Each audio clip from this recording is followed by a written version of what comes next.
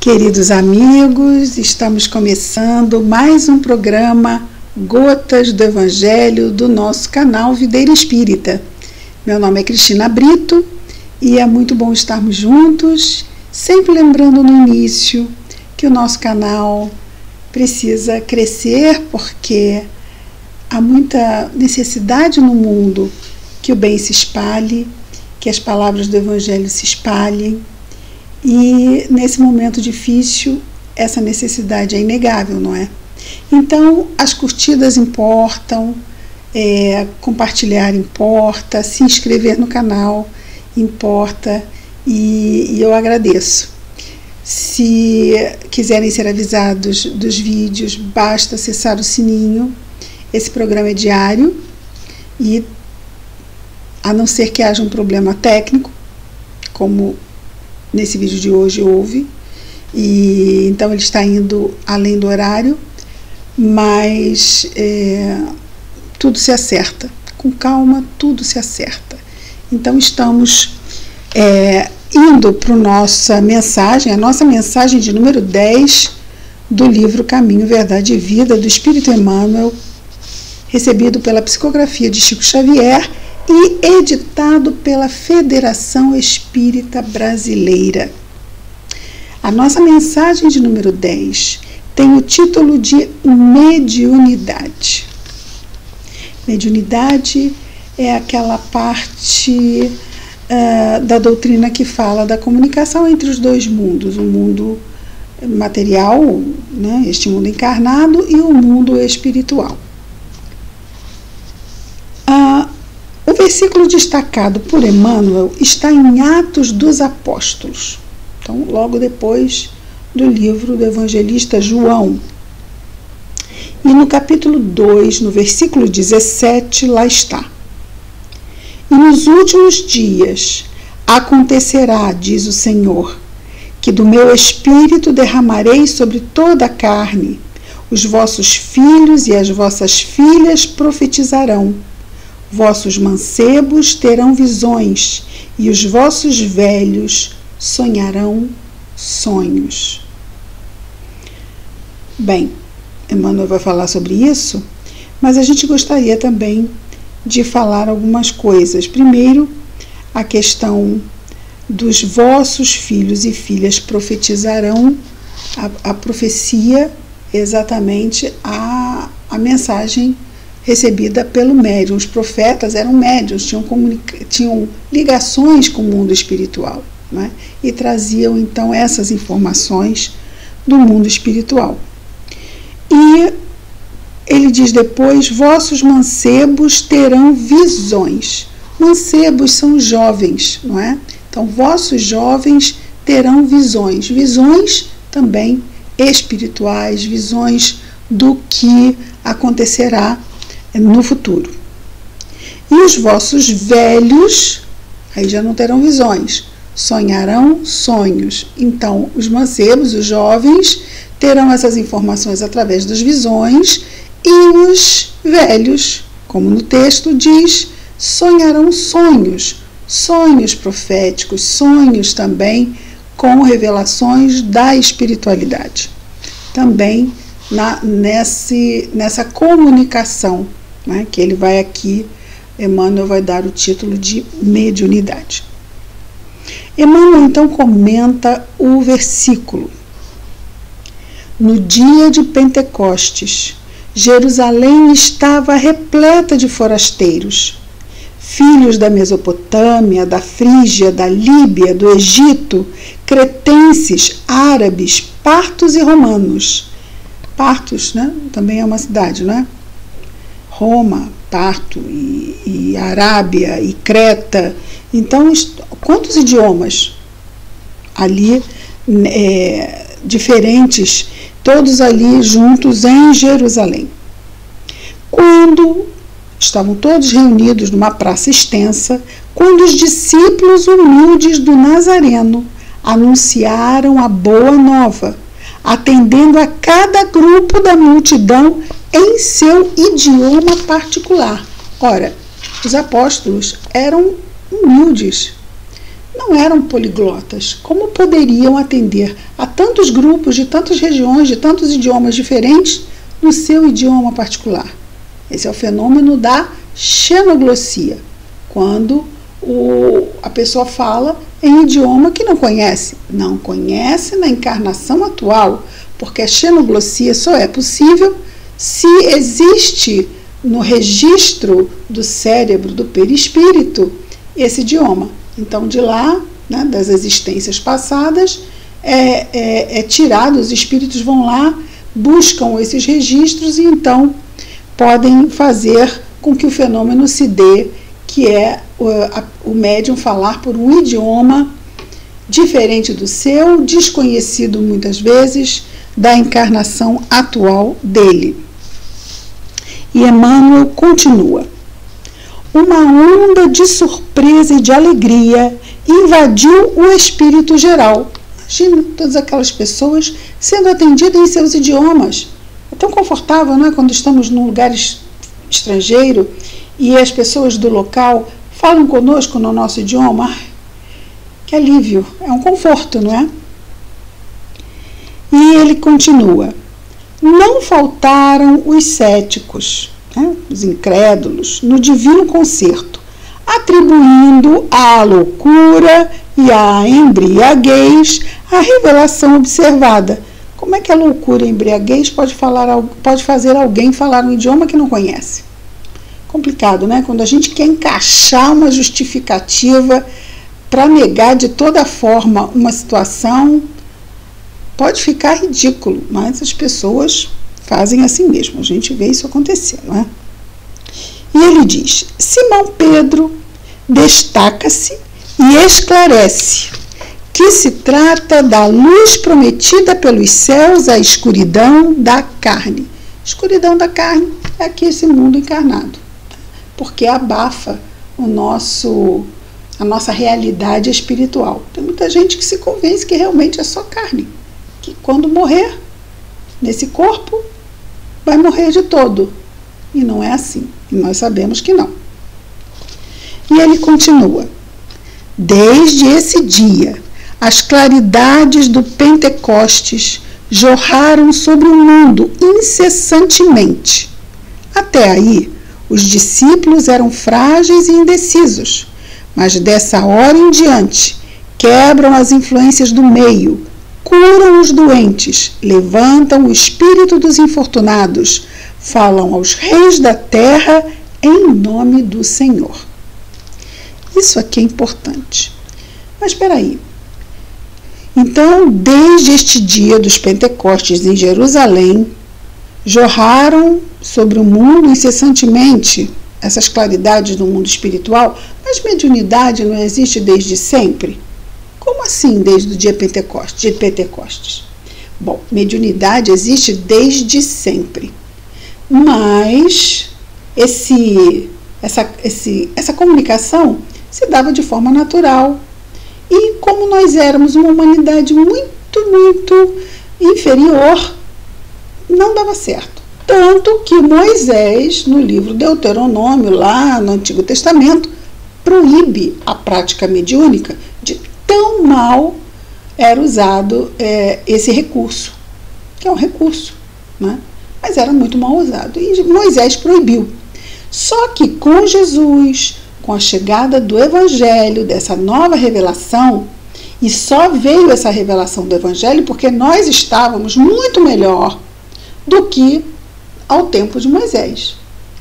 Nesse momento, nós já tínhamos condições de fazer com que a nossa sintonia pudesse se elevar a ponto de que o nosso contato com a espiritualidade superior pudesse trazer os resultados de alívio, esclarecimento, consolo, e não de outras coisas que podem ser feitas através da mediunidade. A mediunidade é um recurso neutro. Pode ser usada para o bem, pode ser usada para o mal. Depende da pessoa que a usa. Mediunidade também não vem só para pessoas boas. Vem para todo mundo. E fica aí a responsabilidade do livre-arbítrio, como em tudo na vida, pelo uso que faz o médium dessa mediunidade ostensiva. A questão é Detalhe, todos somos médiuns. Estamos em contato com o mundo espiritual o tempo todo. Então a nossa sintonia, que é a grande chave, né, que coloca como no antigo radinho, AM, FM, só que não é assim, né? É diferente, é a nossa sintonia. Às vezes a gente precisa muito mais força para puxar a nossa sintonia para elevar o suficiente para podermos aurir, não é? E nos aproveitarmos desse contato com os amigos espirituais. Porque se estivermos, até existe um termo que diz para baixo, né? A pessoa está para baixo, a sintonia está para baixo, está arrasada, está com raiva, está ressentida, está magoada, está naquela tristeza sem fim. Onde está a sintonia? Como é que eu vou conseguir me comunicar, não é? Ou buscar, ou ter aquele alívio que me vem numa ideia consoladora? Muitas vezes os espíritos precisam se valer de outras pessoas ao entorno de quem sofre, porque quem sofre não está com a sintonia para aurir os bons pensamentos que vêm de forma permeada com os nossos para nos ajudar aqui na carne. Então é um amigo, uma mãe, um pai, uma pessoa às vezes desconhecida, no ônibus, na condução pública. Nós temos que, o tempo todo, os bons espíritos buscam valer-se dessa possibilidade de comunicação que se dá por sintonia para nos ajudar. Bom, então voltando aqui, depois dessas ponderações, vejamos a continuação do que nos diz Emmanuel. Porque ele estava dizendo, né? Então desde o Pentecostes, explicamos, desde o Pentecostes, o que aconteceu? Nesse dia do Pentecostes, criou-se essa possibilidade, então, do bem vir realmente, mais efetivamente, ajudar a nós que aqui estamos, nos esforçando, porque estavam eles lá, se esforçando no trabalho do bem. Então, nesse momento, há uma potencialização, e eles querem nos ajudar. Muitas vezes eles baixam a frequência deles, buscam melhorar a nossa para poder trazer o benefício que nós aqui precisamos. Alguém que amamos precisa. E ele diz que até aí éramos frágeis e indecisos. Ali, para aquele grupo de apóstolos e discípulos, foi muito importante esse dia. Eles se sentiram realmente sustentados e passaram a curar, porque todos nós podemos fazer. Mas estamos tão limitados com a ideia que temos de nós mesmos. Mas quando sentimos uma força do nosso lado, a força que nós temos se ganha um novo ânimo. Às vezes colocamos tudo em quem vem trazer esse apoio e a sua luz. Mas Jesus diz, quando cura, e a gente até coloca diz porque ele cura o tempo todo ainda, não é? Mas na época que esteve aqui, ele dizia, tua fé te curou. Então nós, quando entramos em contato com o alto, desperta em nós a nossa própria luz. E nós nos entregamos e confiamos e pronto, se dá o dito milagre. Que de milagre, né, como fantástico, né, é uma coisa do nada, né, uma graça divina que vem. Não, tem toda uma justificativa científica. Nada vem do nada. A nossa participação é muito importante. Continua aqui o nosso querido Emmanuel. O poder de Jesus se lhes comunicar as energias reduzidas. Nossas energias são reduzidas. Mas já dizia lá no Antigo Testamento, Salmo, tudo posso naquele que me fortalece. Tudo posso naquele que me fortalece. Nossas energias são reduzidas, mas quando nos associamos às energias do alto, lembrando aqui de Teresa de Ávila, gosto muitíssimo dessa passagem dela, onde ela passava de castelo em castelo, de propriedade em propriedade dos homens endinheirados da classe da Idade Média, a pedir esmolas para construir o convento para as suas irmãs de caridade, que, vamos dizer, as irmãs de caridade que estavam sob a sua tutela. E um dia um príncipe virou-se para Teresa de Ávila, primeira doutora da Igreja Católica, e perguntou a ela, de forma debochada: o que pode Teresa de Ávila e umas moedinhas? Vejam, mas ela, mulher inteligente, arguta e de muita fé, disse: o senhor tem razão. Teresa de Ávila e umas moedinhas não pode nada. Agora, Teresa de Ávila, umas moedinhas e Deus pode tudo. Associação, esforço em nos vincularmos ao alto, e digo esforço porque é esforço mesmo. Nós buscarmos não sermos tão irritadiços, dói. Não perdermos a paciência com quem sabe como nos provocar. Não estar exasperado com situações que nos frustram. Fazemos lá a nossa parte quando vai o tu. Manter o bom ânimo quando tudo parece tramar contra nós. Mas o universo trama a nosso favor. Mesmo que naquele momento pareça que não. É preciso que o tempo passe para que a real situação que está ali se revele. Da dor sai o crescimento. Quanto tempo é preciso sofrer? Não, sofrer é uma questão muito pessoal. Quanto tempo é preciso passar por uma dor para aprender e crescer? Depende de mim. Não depende da dor, depende de mim. Continua então Emmanuel.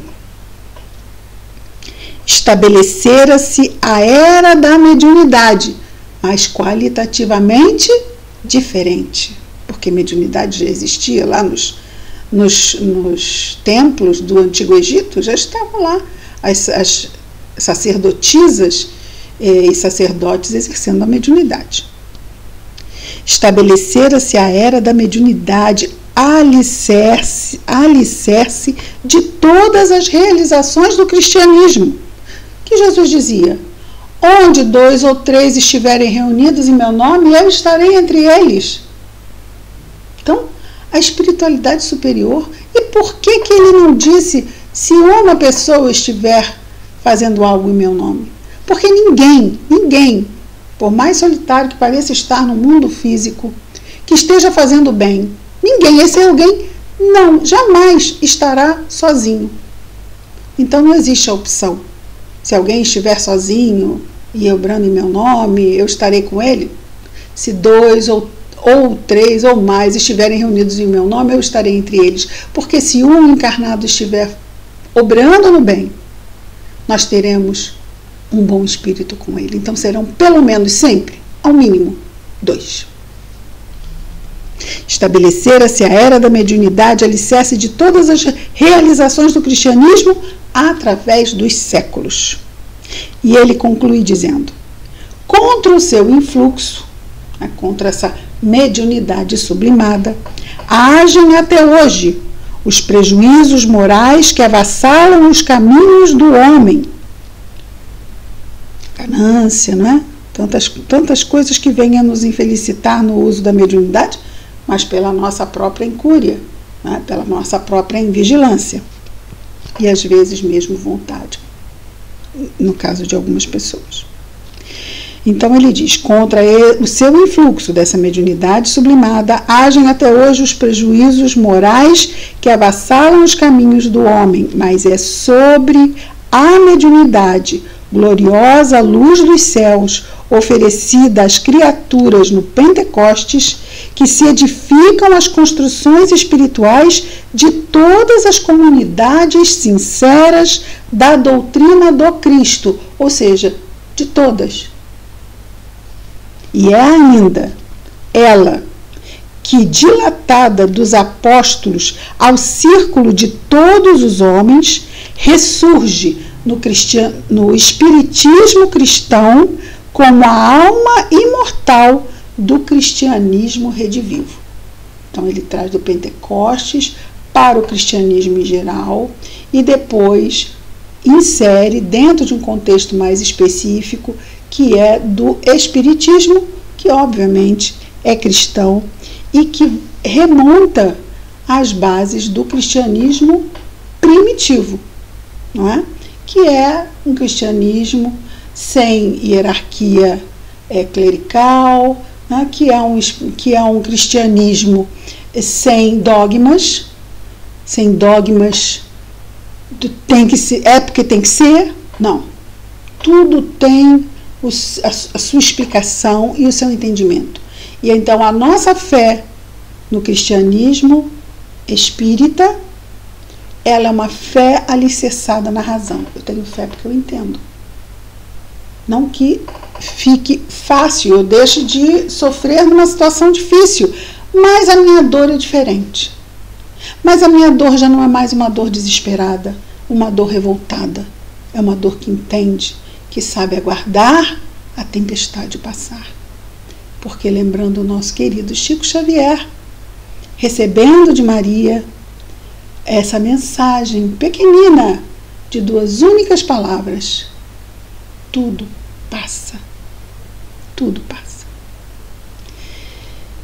Bem, queridos amigos, vimos então essa lindíssima página falando de mediunidade. Médiuns, todos somos. E os bons espíritos querem o tempo todo fazer-se, vamos dizer, fazerem-se presentes através das boas ideias e boas intuições.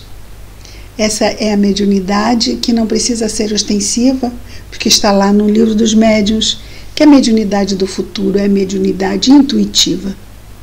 Todos naturalmente estaremos intuídos de ideias enobrecidas, iluminadas, positivas, superiores, vindas do alto, porque estaremos buscando estarmos sintonizados ao ponto de que isso aconteça, se não o tempo todo, não é? Porque aí seria já espíritos felizes, mas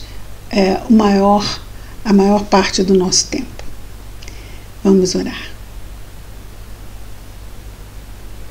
Querido Jesus, Mestre amado, quanta alegria, Senhor, quando temos contato com o Teu Evangelho, com os Teus esclarecimentos, com a Tua bondade, Senhor, para com todos nós.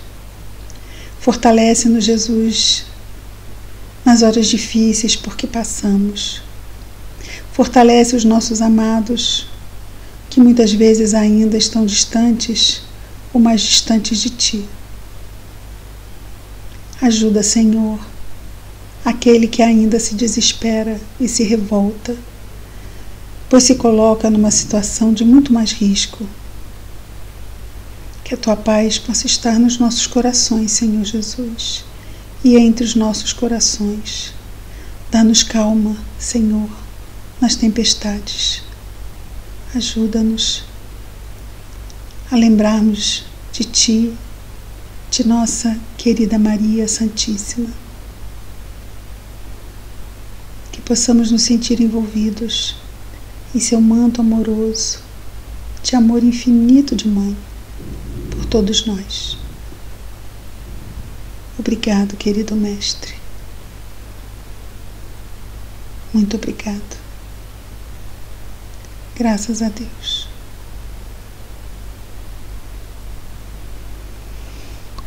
Bem, queridos amigos, amanhã estaremos de volta. Muita paz a todos.